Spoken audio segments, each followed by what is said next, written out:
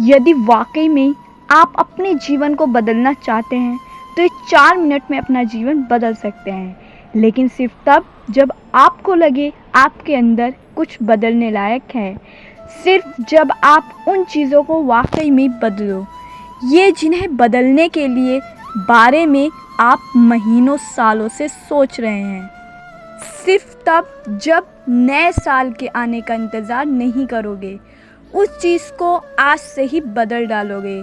आप हर दिन इंतज़ार करते हो ना कि कोई आएगा और आपके ऊपर जादू की छड़ी चलाएगा और आपका पूरा का पूरा जीवन बदल जाएगा। क्या वाकई में आपको लगता है कि ऐसा होगा, या सिर्फ बहानों के तले अपने जीवन को दबाए चले जा रहे हो? पहले उठने का बहाना बनाया, उसके बाद बहाना बनाया पढ़ाई ना करने का, उसके बाद आप कह रहे हैं कि यदि आपको कोई मदद कर दे तो आज आप कहीं और होते।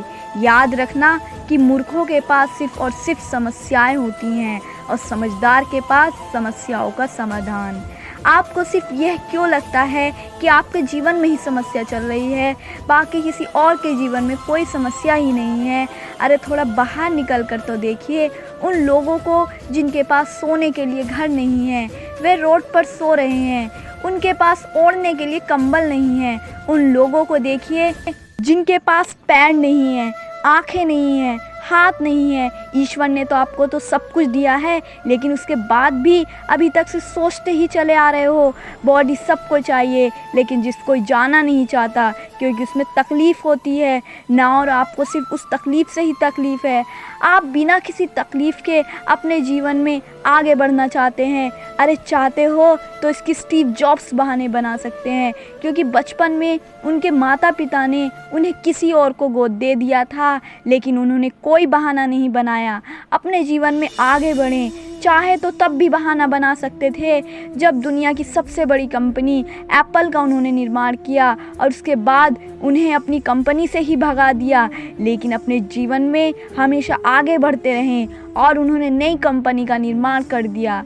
और तो और तब भी बहाना बना सकते थे जब उन्हें कैंसर जैसी बीमारी हो गई, कह देने की बात बहुत बड़ी बीमारी है, अब मैं काम नहीं कर सकता, लेकिन उन्होंने ऐसा नहीं किया। उन्होंने पूरी दुनिया की सर्वश्रेष्ठ कंपनी का निर्माण कर दिया। मुसीबत हर इंसान के जीवन में आती है, लेकिन जीतता वो नहीं है जो मुसीबतों को देखकर बैठ जाता है। जीतता वो है जो उन मुसीबतों का, उन समस्याओं का हल निकालता है और अपने जीवन में हमेशा आगे बढ़ते हैं और जीवन में हमेशा आगे बढ़ते हैं। आप अपने आप से पूछें कि आप मुसीबतों के सामने डटकर खड़े रहने वाले हैं या फिर हार मानकर बैठ जाने वाले हैं।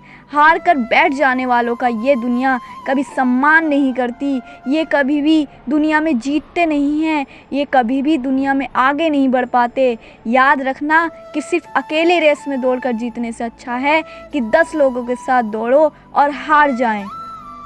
अरे आप अपनी काबिलियत का पता तो लगाइए कि आपके अंदर क्या है और क्या नहीं। आप तो शुरू में ही डर जाते हैं। जब भी कोई काम शुरू करते हैं एक आधी हार आपके सामने आती है और आप हार कर बैठ जाते हैं। अपने आप से प्रश्न क्यों नहीं करते कि आपको इस जीवन से क्या चाहिए? यदि इसे सोचने से ही बच्चा होता ना तो इस दुनिया में हर व्यक्ति सफल होगा, हर व्यक्ति अमीर होता, उसके पास हर वह चीज़ होती जो वह चाहता, लेकिन वाकई में ऐसा होता नहीं है।